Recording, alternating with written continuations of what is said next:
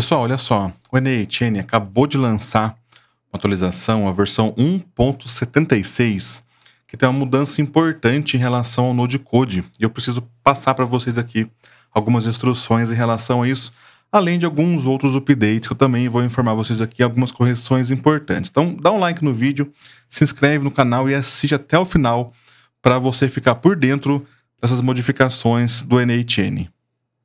Então saiu aqui a versão 1.76.0 e já saiu logo depois a versão 1.76.1, tá? Que vem aí com algumas correções importantes. Eu vou primeiro passar com vocês aqui pelas correções, tá? Eu separei aqui as principais, então vamos lá.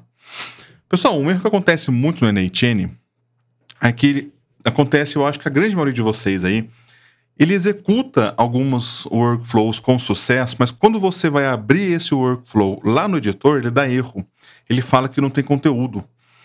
Tudo isso, pessoal, porque o n8n ele não executa um workflow numa transação só. Ele faz uma transação, ele marca como sucesso, faz uma outra transação e grava os dados de execução lá. Isso aí num n8n muito carregado, acaba dando problema. Então, eles ajustaram aqui esse problema aí. Então, agora é para resolver isso daí, tá? Então, estava acontecendo isso daí, de quando você, mesmo executando com sucesso, quando você ia abrir o histórico de execução, ele dava erro. Um outro problema também que eles resolveram aqui, pessoal, nessa versão, é o seguinte, ó.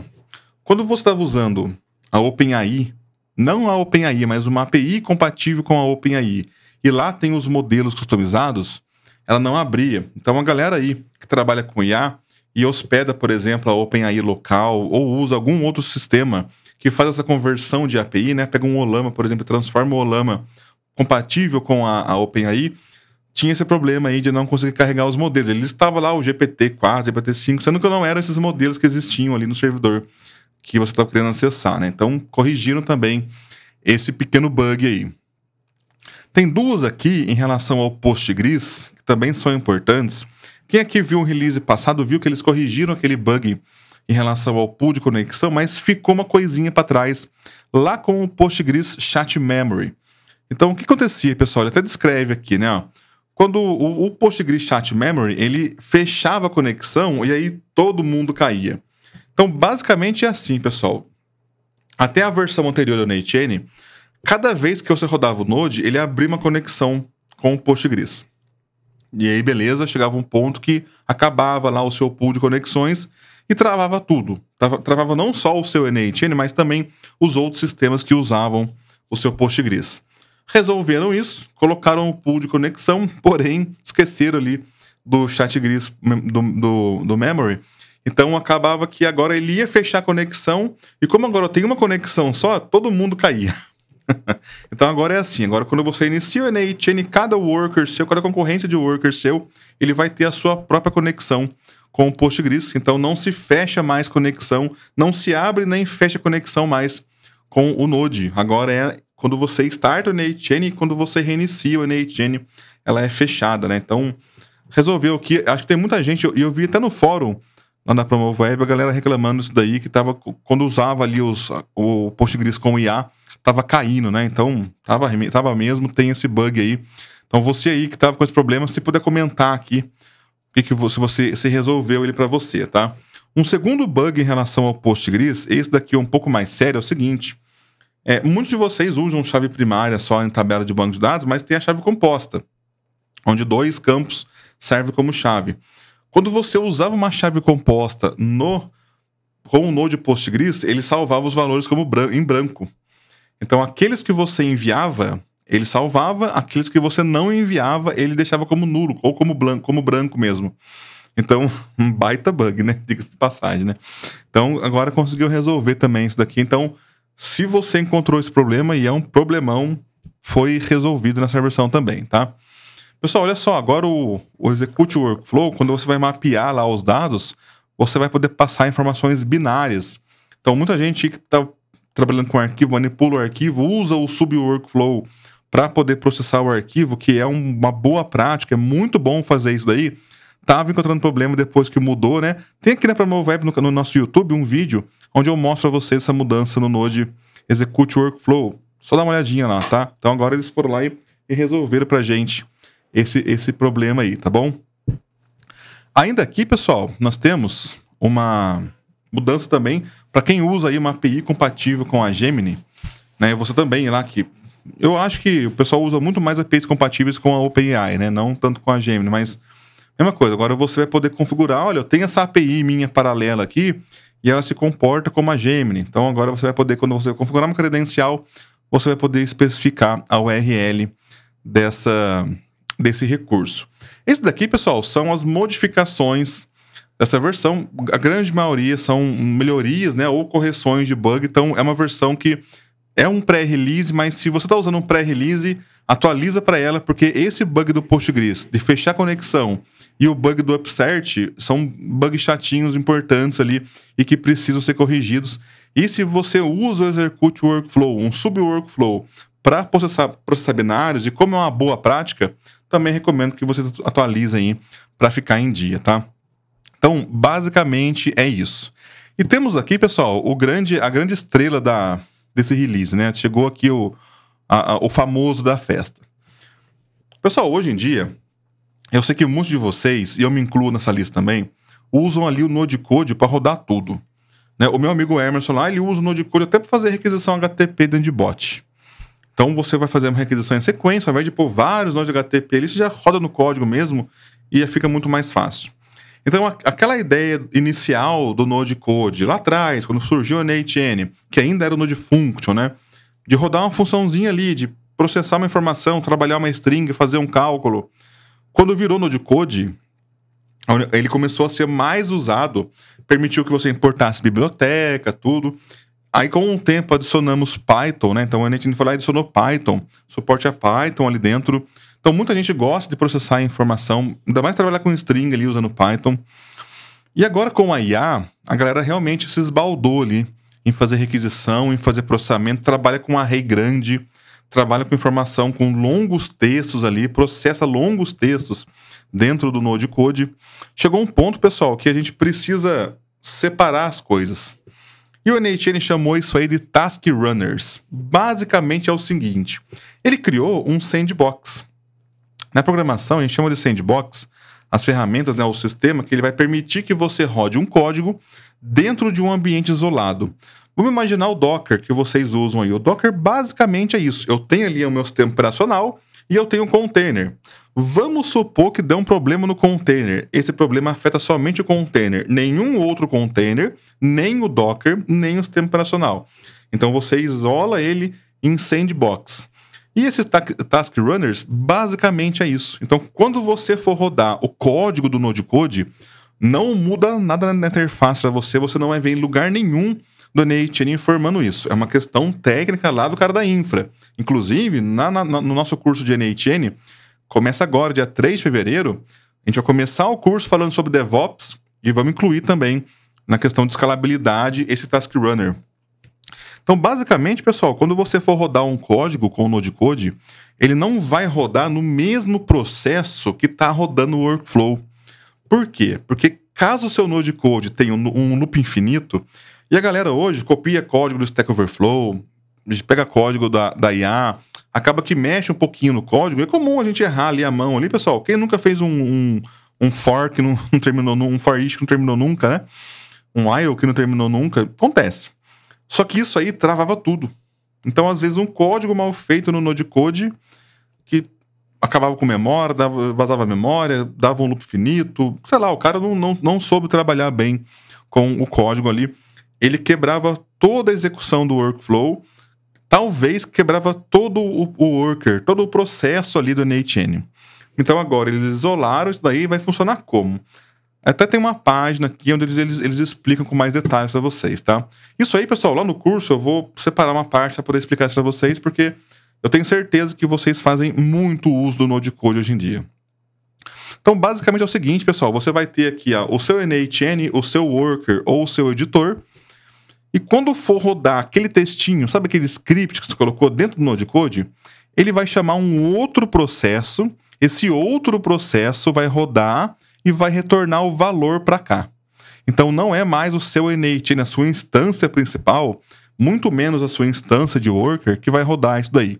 Tá? Então, isso daqui traz segurança para você e traz desempenho também, tá? E além de escalabilidade, porque às vezes você pode pôr um código mais pesado, você pode processar muito mais informação ali. E de novo, né, quando dava erro, o erro se propagava para onde não deveria dar erro, né? E existem dois modos, e aqui eu tenho que dar um alerta para vocês. Antes de falar, vou até dar um zoom aqui para que vocês vejam. Olha só, pessoal. Esse sistema aqui, ó, ele é experimental. Tá bem claro aqui, inclusive eu acho que tinha que estar como amarelo, isso aqui não como azul, né? Então, ele ainda está em public beta, tá? Então, ainda pode ter diversos tipos de mudanças. Eles não recomendam você utilizar isso daqui em situações críticas do seu NHN. Então, se está em produção, pessoal, não vai mudar nada para você, tá? O que aconteceu? Aconteceu que nessa versão agora, por padrão, então quem atualizar aqui para 1.76.1 já vai estar rodando o Code Runner, o Task Runner com o Node Code. Só que tem esses dois modos de rodar. E é isso que eu quero explicar para vocês. O modo interno é o modo que eles recomendam que você use hoje. Então, eu vou ter o meu processo principal do NHN, ele vai startar um subprocesso, vai rodar o código ali e vai matar esse processo. Assim, eu consigo, caso esse subprocesso quebre, eu não quebro o principal. Tá? Então, já resolve o problema. Só que eles lançaram também esse External Mode, que aí, pessoal, eu vou ter um outro container, a gente chama de sidecar, né? Que é um container que roda junto ali, e a única função desse cara é ter um serviço que vai ficar esperando o seu workflow enviar um código para ele poder executar esse código e retornar o que esse código gerou. Basicamente é isso. Então, nesse modo aqui, de você usar ele no modo externo, ainda não é recomendado que você use. Esse daqui está em mais beta ainda. Tá? Então, a partir de agora, dessa versão 1.76, você vai utilizar o Task Runner sem nenhum tipo de configuração. Se você não configurou nada, você vai estar usando o Task Runner no modo interno, que é o modo recomendado. Eu, pessoal, vou dizer para vocês que eu acho que na maioria dos casos não vai precisar ter isso daqui. Até porque quem vai rodar em fila vai ter que ter um container para cada worker e para cada main. Então aí vai piorar mais ainda. Né, quando você for configurar o seu stack, você vai ter que ter um stack para o seu worker e um stack para o seu main, de acordo com a concorrência ali. Então, no modo geral, como a gente trabalha com máquina boa, como vocês já limitam recursos, né? Quem fez aqui o curso de Docker sabe fazer tudo isso daí. Vocês limitam recursos, vocês têm uma máquina boa, tá bem configuradinho o seu NHN. Esse modo interno aqui, ele já vai resolver brilhantemente para você. Ele já não vai mais rodar no mesmo processo, vai criar um subprocesso, vai rodar. Ele retornou, matou o subprocesso. Isso aqui já resolve o problema. Isso daqui, pessoal, eu acho que para a grande maioria de vocês é exagero. Só vai aumentar um pouco mais a complexidade da sua infra, vai aumentar a complexidade da manutenção do seu sistema, e eu não vejo tanto retorno assim. Tá? É claro que eu não vou generalizar, eu sei que tem alguns de vocês aí que rodam milhares e milhares, para não dizer milhões de execuções por mês no Node Code. Aí sim eu acho que faz sentido, mas para a grande maioria, esse cara aqui, ó, no padrão, já vai ser importante para vocês, tá? Um ponto importante, pessoal, é que é claro que isso daqui pode ter algum tipo de efeito colateral. Alguma coisa aqui pode não funcionar para você, pode dar errado. Então, eles criaram aqui uma variável de ambiente, nhn_runners_enable. Se você for false nela, ele desabilita o Task Runner e o seu workflow roda no modo tradicional mesmo. Então, né, não vai usar tão otimizado assim. O valor padrão agora, a partir dessa versão aqui, é true. Então agora todo mundo, sem fazer nada, já vai estar usando esses Task Runners. Isso daqui, pessoal, é uma mudança muito bem-vinda. O NHN está cada vez mais crescendo para a galera que coda. Então, eu vejo muito dev vindo usar o NHN hoje, né? Eu, como dev, também uso o NHN. Vocês sabem da história, né? Eu vim usar ele para poder escrever menos código. Não deixei de escrever código, só escrevo menos código, né?